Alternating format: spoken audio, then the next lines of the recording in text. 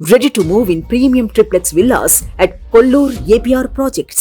ఖమ్మంలో మార్కెట్ యార్డులో అధికారులు తర్వాత అక్కడ ఉండేటువంటి దళారీలు అందరూ కుమ్మక్కై 28,000 రూపాయలు కింటా జెండా పాట పాడటం అనేటువంటి జరిగింది.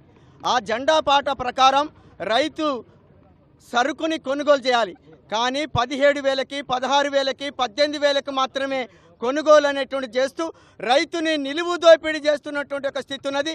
ఈ స్థితిలో సిపిఎంఎల్ న్యూ డెమోక్రసీ అట్లాగే అఖిల భారత రైతుకుల సంఘం ఆధ్వర్యంలో నిన్నటి నుంచి రైతుల తరపున మేము ఆందోళన నిర్వహిస్తున్నాం. కలెక్టర్ గారు తక్షణమే జోక్యం చేసుకోవాలి, వ్యవసాయ శాఖ మంత్రి తుమ్మల నాగేశ్వరరావు గారు జోక్యం చేసుకోవాలని చెప్పి ఈరోజు మెమోరాండం ఇవ్వటేందుకు వస్తే కూడా మమ్మల్ని మెమోరాండం ఇవ్వకుండా పోలీసులు అడ్డుతగిలినటువంటి ఒక పరిస్థితి. ఇది అప్రజాస్వామికం, ఇది చట్ట వ్యతిరేకం. ఇట్లాంటి ఒక చట్ట వ్యతిరేకం అప్రజాస్వామిక చర్యలకి పూనుకున్నటువంటి ఒక గత ప్రభుత్వం శంకరగిరి మాన్యాలు పట్టినటువంటి ఒక పరిస్థితి.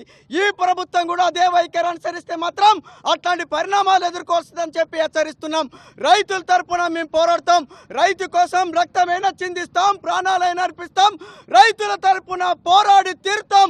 రైతు సమస్యలు పరిష్కరించకుండా రైతు వ్యతిరేకమైనటువంటి ఒక వైఖరిని అనుసరిస్తూ అరెస్టులకి అక్రమ పొత్తులకు పూనుకుంటే మాత్రం ప్రజా ఉద్యమాన్ని తీవ్రతరం చేస్తామని చెప్పి సందర్భంగా ప్రకటిస్తూ అఖిల భారత రాష్ట్ర నాయకులైనటువంటి కామ్రేడ్ డేవిడ్ కుమార్ గారిని మాట్లాడాల్సిందిగా కోరుతున్నాను. అందరికీ అన్నం పెట్టే రైతు అర్ధాకలితోటి అలమటిస్తున్నాడు. ఆత్మహత్యలకు ఇలా ప్రభుత్వాలు గురి చేస్తున్న ఒక పరిస్థితి ఉన్నది. ప్రధానంగా ఖమ్మం పట్టణంలోని మిర్చి యార్డ్లో ప్రతి సంవత్సరం కూడా ఇలా అలజడి, ఆందోళన, రాస్తారోకలు జరుగుతున్నాయి. కాబట్టి దీన్ని పరిష్కరించలేని ప్రభుత్వం ఇలా దాన్ని పరిష్కరించమని అడగడానికి వచ్చినందుకు నిర్బంధాన్ని ప్రయోగిస్తున్నారు.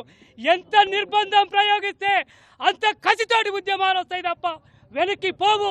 రైతాంగ సమస్యలు పరిష్కారం అయ్యేంత వరకు కూడా ఢిల్లీ నుంచి గల్లీ దాకా ఇలా ఉద్యమాలు వస్తున్నాయి. ఆ ఉద్యమాలను తీవ్రతరం చేస్తాం. రైతులకు మద్దతు ధర చట్టం అమలయ్యేంత వరకు కూడా పోరాడతామని ఈ సందర్భంగా తెలియజేస్తున్నాం.